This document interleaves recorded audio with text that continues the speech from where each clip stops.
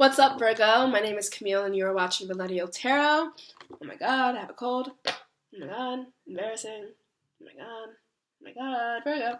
And this is going to be your May 2018 reading. Like I just alluded to before, I am getting over a cold.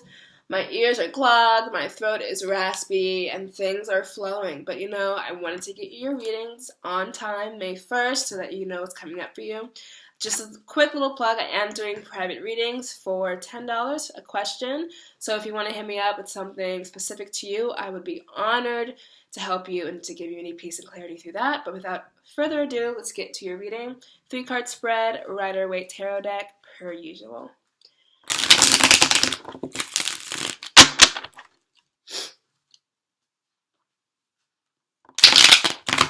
Whoa, that was bad. That was a bad shuffle. I'm doing a lot of messing up right now in front of Virgo, and I'm feeling a little bit triggered. Because I don't want y'all to come after me. Alright, that was better. Virgo, May 2018. One more time.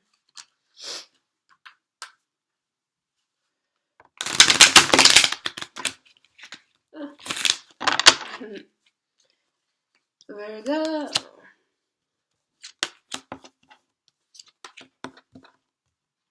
Beautiful. So this is going to be for Virgo, a more spiritually inclined, introspective, inward focused type of month. And it's so deeply hard to pinpoint what that could look like for you, because this is you're dealing with your internal machinations as a human being. It could be anything. But to speak generally, this could be spiritual practice. This could be a time of research for you if you're researching anything that is pertinent to your life. This could be a time of studying yourself, self-evaluation. It could be a time of getting a certificate, some type of study, anything. And these are themes that are cascading through all the signs. So it's either about money and career, or it's about like study and signing contracts and paperwork and all that stuff. So you fit into the latter category, where it's more you're taking action, but you're taking action inwardly and preparing yourself for something that you might be doing in the future. So really just getting your brain right, your heart right, and your soul right. So we are coming into this month with the King of Wands, setting off the energies of this reading or a recent past. King of Wands is someone, fastest moving king. And wands have to do with upward mobility, travel, and career. So this already sees you and already sets the stage for taking action. So where April and March may have seen you actually making moves in the world, we think of the King of Wands as a more action-oriented card, more fire-signed entrepreneurial type spirit. May kind of sees you quieting down, listening to the still soft voice within, just taking time alone. It could be as simple as that, and trying to make a decision about something that you started here with the King of Wands. And the King of Wands is confident, charming, he moves quickly, he knows what he wants, he has a single-minded focus. We can see him there in the card. He's like, yeah, I want that. I want it. I want to do it. So this could be you making up your mind that I want this, making up your mind that I want to go here. This could be you, trying to set the stage for, taking action. Like, what are you going to do? I'm saving money.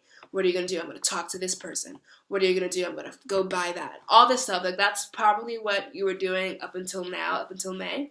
And May kind of sees you stopping the brakes, but not in a way where you aren't making progress. Rather, the progress is turned inward. Because we have here the High Priestess, and the High Priestess is second in line to trusty old magician. Magician being the inception of all things, magic, ruling over all suits, pentacles, swords, wands, and cups.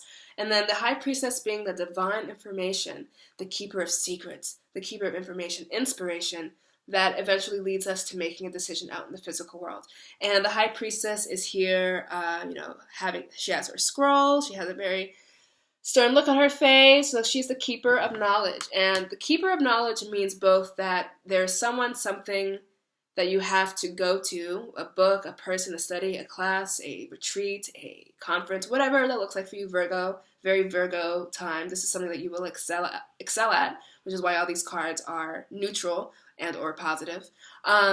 So the keeper of knowledge means both that the knowledge is kept somewhere and you have to go get it and seek it, and it's going to be more of an introspective time. Of course, knowledge is an intangible thing. It's not going to be something that's physical necessarily, but it also means that you keep the knowledge. So it also could mean, we think of a library.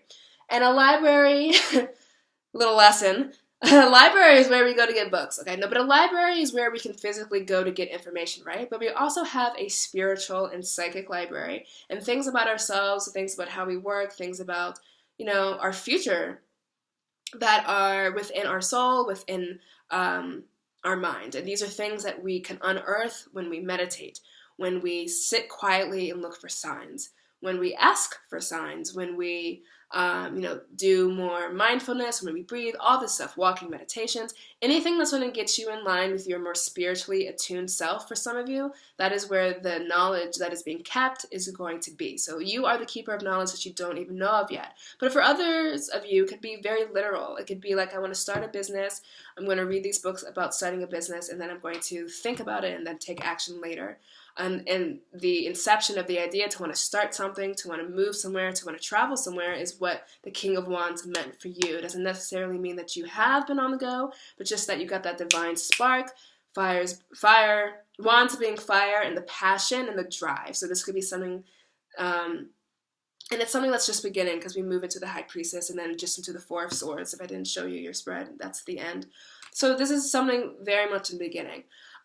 So it could be that way. It could be like, I'm seeking actual physical information that I do not have and I have to actually learn. But it could also be, I have this idea for a person I want to be, the person I want to be, for the relationship I want to be in, for the way that I want to feel. I'm taking the captain of my own emotional ship, and this is what I want to feel. I want to feel this way. I don't want to feel bad anymore. So I'm taking, the information seeking, and I'm putting it inwards, and I'm going to meditate. I'm going to, see, and then we have the marriage of both of those things. So this is more of a spiritual time for you. We could seek out orators and gurus and authors and speakers who feed us then with information that we could take with us, and then we go meditate and we think about it and we're blah, blah, blah, blah. So it's a very, May is a time where you are mentally active. That's what you're doing. But you're mentally active in a way where you're not like, oh my God, like Gemini can be me. You're in very orderly pace. Okay, I need to learn this. Oh, I need to go there. Oh, I didn't know that about myself. Oh, that's weird. Like the High Priestess is a calming energy. And for a small percentage of you, the High Priestess is also the keeper of secrets. So this is information that could be coming out to you from an unknown source, a person, from you, a repressed memory. But more so from another person, or just from a circumstance and a situation, and information comes to light, and you're able to deal with it in a calm and rational way, but that information is going to steer you into the direction of making a decision about something. So secrets coming out, divine inspiration happening from going within and actually physically going out to learn something new, a trade, the logistics of something, whatever that looks like for you. And then we move into the Four of Swords, and the Four of Swords is a card of repose. And he's literally resting there. So it really corroborates this narrative. It tracks with meditating, sitting still to let the decisions, congeal until you get like an actual direction, an actual divine spark that allows you to move forward with the information that you have. And the Four of Swords, it pictures somebody traditionally, or in this deck, but traditionally what it is, it's someone who has returned from war, and he has this casket made for him already, and he didn't die in the war, so he's laying on top of his casket, and he's thinking about his battle strategies, because he'd like not to die in the future. So this, as far as battle strategies, it could be you rethinking, how are you going to start this business? Rethinking, how are you going to go about this legal proceeding? Thinking about, how are you going to go about fixing your relationship or getting a relationship? How are you going to go about changing your diet or getting a new doctor? Whatever that means for you. It could be any arena of your life. And the Four of Swords sees you stepping on the brakes, the High Priestess feeding you the information, feeding you the inspiration, and then you taking it and gestating it within your mind, thinking about it, contemplation, ruminating. So May, for Virgos, is a time where, though you had the spark, you had the drive, you had the idea, the inception of a place you wanted to go in life in April and maybe in March, and you're very fired up about it, single-minded focus, it could be literally just one thing. May is going to see you, okay, I'm not going to make action yet. I'm going to get all the information I need. I'm going to talk to the people who I need to talk to, whether that person is myself or somebody else. And the Four of Swords ending off the month with, okay, I actually have the inspiration now. I have the information now. I have the secrets now. I have it all now. Now, where am I going to go and what am I going to do with it? And from your efforts to quiet your mind and to be away from society just a little bit, you know, the major arcana card of Virgo is the Hermit. So you guys excel when you are alone and you're thinking, you're really, you know, toiling away about what it is that you need to do. So your best outcome and your best output and your best self is going to come through that inner rumination. It's going to come from meditating on something. It's going to be coming from thinking through something analytically and then emerging at the other side of things with a clear-cut decision.